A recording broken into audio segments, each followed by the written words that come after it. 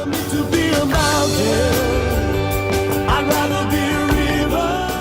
everybody to Before the Gig. This is our first backstage interview. My name's McConkey and I'm coming live from Caldermeade Farms to give you an insight to chocolate starfish. Hope you enjoy the interview and give us the thumbs up for more.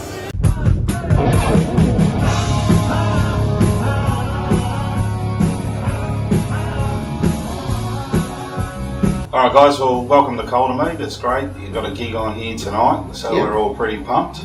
You sound pumped, mate. You sound over the moon. No, it's great. It's awesome to be here. Thank you. Yeah, we've got a pretty big milestone coming up next year, 30 years from the first album. So what's in store for next year to celebrate that big milestone? We've got a tour coming up, right? Funnily enough. We've got a 30th anniversary tour. So I think we're going to take the whole country, maybe in like a theatre mode, like we've been touring this Bad Out of Hell album. But it won't just be an anniversary of the debut album, it'll be an anniversary 30 years of Chocolate Starfish, which means who knows what Adam Thomspson's 30 years of outfits, 30 years of causing trouble, 30 years of, I guess just doing crazy things, and hopefully that'll never end. So we're going to get a bit of dry cleaning done on the past clothes that we've worn. Maybe some dry clean, maybe some extra stitching, who knows. Do you still have your wardrobe from the past? I have some of it. Some of it I've donated to places. Some of it's been stolen by, crazy fans that knocked it off from the band room during the tours. Some of it I gave back to my grandmother, who I stole off in the first place. I'm not sure if that's a joke or not. It could be true. You never know with me. It actually could be true. It probably is true. But there's some pretty interesting things. I think the thing about, it sounds like we're a fashion band, but it's more about just evolving the band, and I think the more theatrical and the more out there and spontaneous we are, the better we are, and that's always been the case. And when we've gone conservative, it hasn't been the best move. No, not really. So how did you derive the Bad Out of Hell tour? Like, how did that all start? It just evolved through, Adam has said this in many interviews, but through his love of Freddie Mercury and Meatloaf type. Well, I guess it probably started with Meatloaf, with his theatrics and rock and roll meets theatre.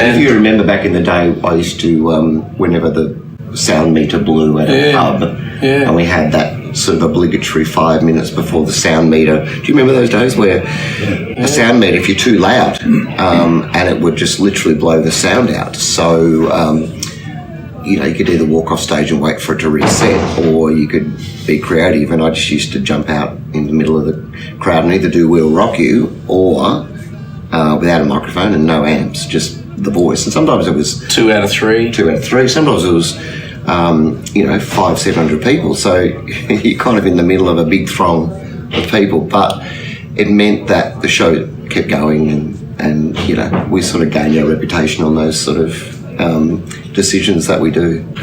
I guess the next thing is, obviously you're looking at having a 30-year tour next year. You've done the NXS show, you've done the Queen show, you've now done the Meatloaf show. What's next? What next? Got any suggestions?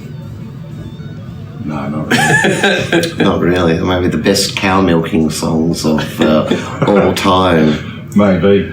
Look, I think, there will be something eventually, but it's going to be nice just to, especially for next year, to focus on our catalogue of songs as well, and what we've written, and that won't be without some of those highlights of the classic album series, but to be able to honour the Starfish fans who have followed that 30-year journey that includes the songs that we've written, then it's it's a pretty amazing thing to be able to do that 30 years later and still have people turning up and appreciating songs like Sign of Victory and Mountain and Four Letter Word and Head and all that, songs that have been around for 30 years. It's great.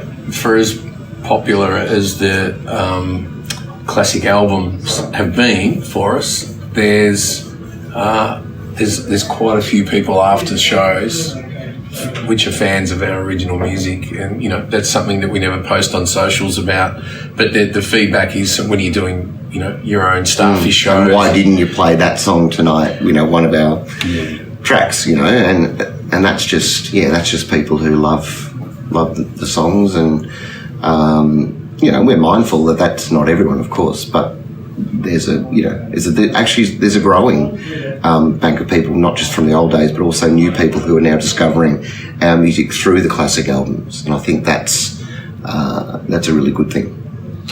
So I just guess for all the fans, how do you put together a song? Like, Mr. Songwriter over here, is that what you're referring to? Yeah, so is it Adam, you come up with the lyrics, or does the band come up with a certain beat or riff? Yeah, look, there's no real formula for that.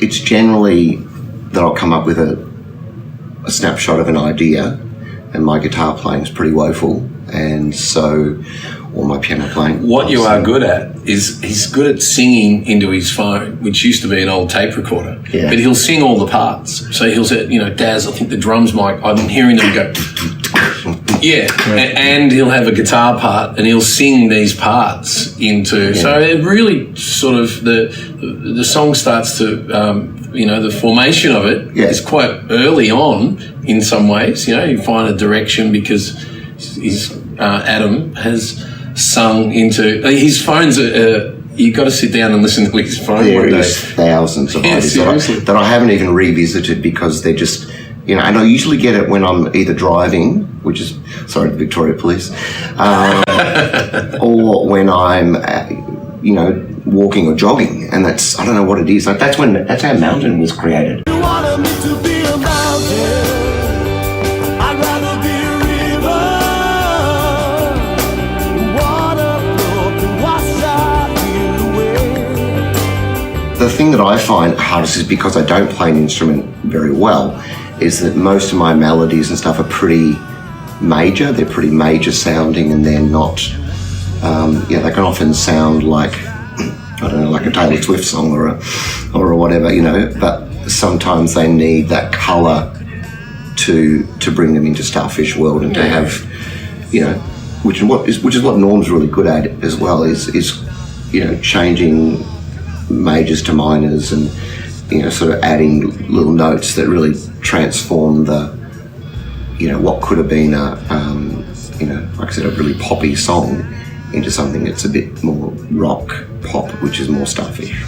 Yeah. So I guess for one of my favourite songs is Afterlife.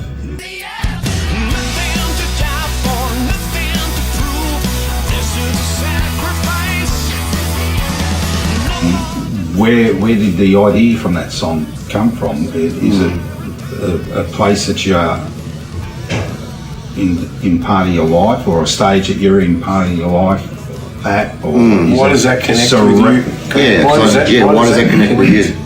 It connects with me that basically life's not set. It is a journey, and that there is a, I guess, afterlife. And for myself personally, I went through quite a bad accident. Okay. And for me, that sort of reset me a little bit in going, well, I could have died. I nearly did die. But you get into a song like that, and it's like there's the future, and there's something in that song that connects, that you connect with. Yeah. And for me, sort of writing the lyrics, it's also about understanding that people they're never satisfied with, they're always looking for that perfection. And probably the greatest example of that is you know, that they'll reach what is religiously called the afterlife, and then they'll be happy, or then they'll be free. And then, but here is the afterlife, you know, it's what you make it. In fact, I've got a guru that I studied with a lot over in India, Sri Ravi Shankar, and he says that if you treat every day like you're on vacation and enjoy it as if it was a vacation from wherever you go to next, then this is the afterlife.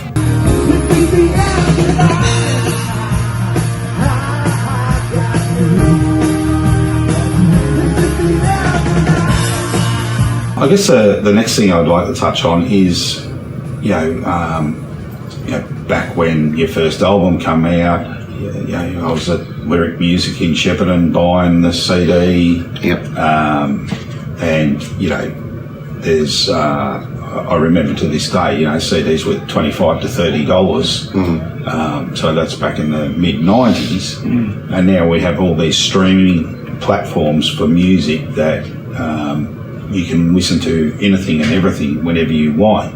Whereas when you're paying $25, $30 for a CD, you played it to death because it was quite expensive. But at the same time, I sort of look back on that and you go, well, there was royalties in that music that would go back to the band and the artists and the production crews behind all those albums. To now you got Spotify as an example. Obviously, what sort of revenue difference is it from when you sold vinyl tapes, CDs, to now as a streaming platform, and most people can link onto them for $15, $20 a month. I'll let Daz answer that first. We've had lots of debates on this, by the way. Yeah. I just think the whole music business has changed in the last 20 years, 30 years perhaps.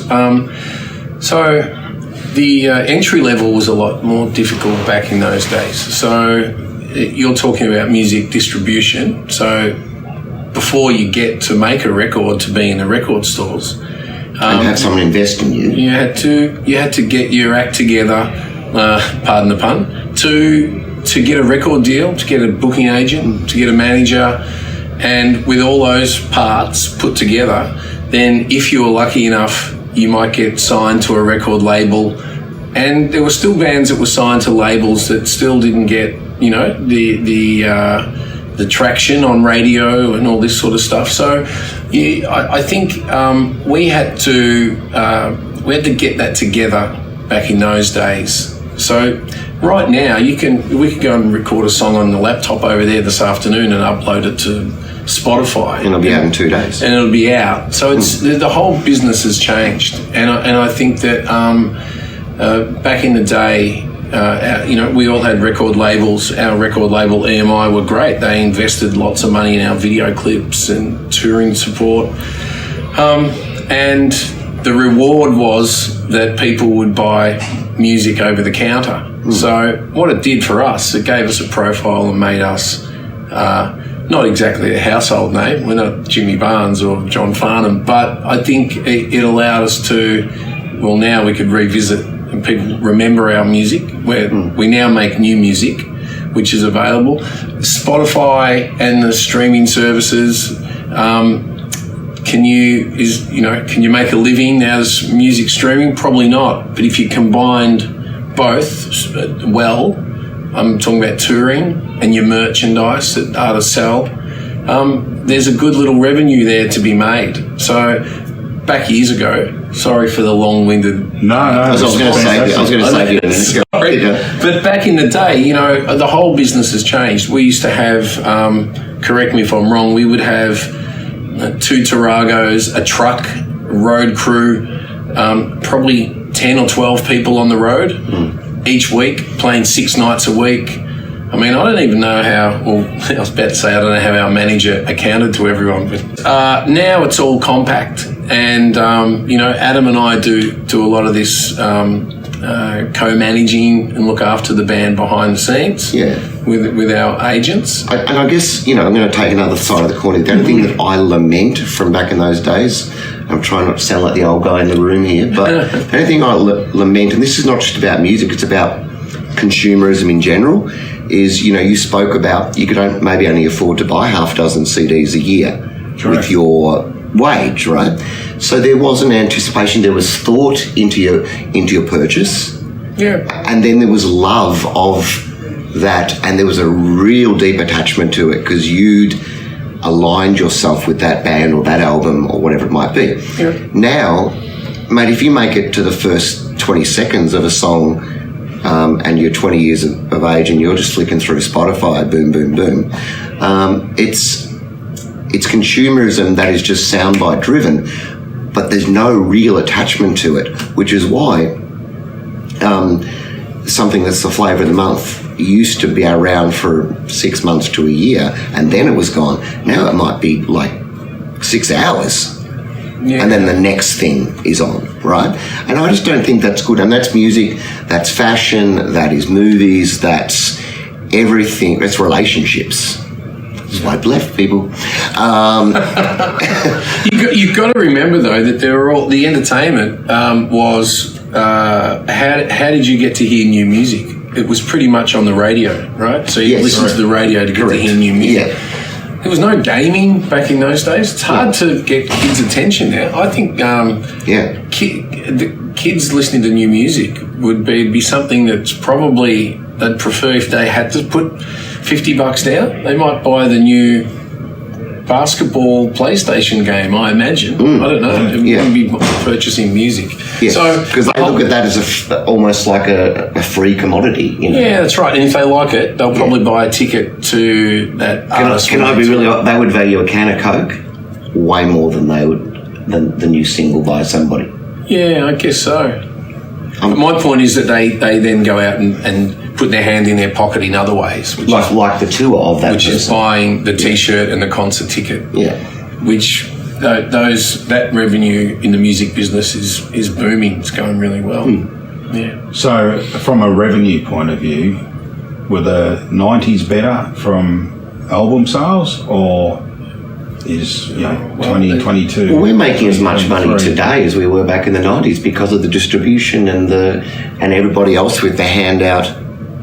Yeah. For our, that's being the record label, that's being, other manager of big touring like Darren talked about. So we're making equally as much now, if not more, than back in the day. It's cost a lot of money to make one music video, a lot, tens of thousands of dollars. Each one of our albums cost 150 grand to make. And the debut album of ours, we made 5 of those videos. Yeah. So if you start to add all that up.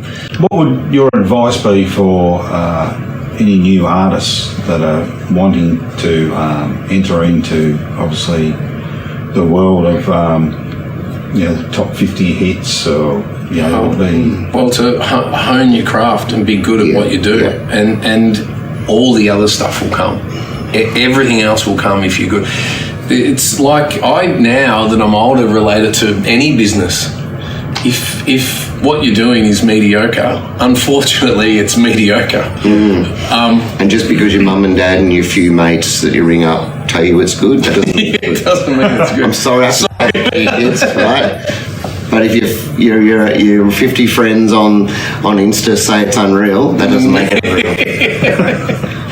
Yeah, so that's what be good at what it is you do, and spend the time, the hours practicing and rehearsing and getting it right. That's like any, I bet you'd be a great motor mechanic if you spent the hours, under the car. It's the same thing. Yeah. Exactly, you got to put the time in, but also if you want to commit to it as your craft, for want of a better word.